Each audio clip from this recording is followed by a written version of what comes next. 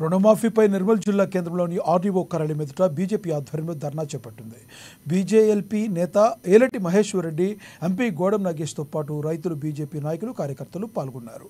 ఈ నెల 31వ తేదీలోపు రాష్ట్రంలోని రైతులందరికీ 2 లక్షల రుణమాఫీ చేయకుంటే హైదరాబాద్లోని ఇందిరా పార్క్ వద్ద నిరవధిక నిరాహారదీక్ష చేపడతామని ఏలటి తెలిపారు. కాంగ్రెస్ ప్రభుత్వం రుణమాఫీ పేరుతో రైతులను మోసం చేస్తుందన్నారు. రాష్ట్రంలో ఇప్పటివరకు ఎంతమంది రైతులకు రుణమాఫీ చేశారో శ్వేతపత్రం విడుదల చేయాలని డిమాండ్ చేశారు. రుణమాఫీ కోసం రైతులకు ప్రభుత్వ రేషన్ కార్డు, ఆధార్ కార్డు పేరుతో ఆంక్షలు పెట్టడం సరికాదన్నారు. వెంటనే ప్రతి రైతుకు రుణమాఫీ చేయాలని డిమాండ్ చేశారు.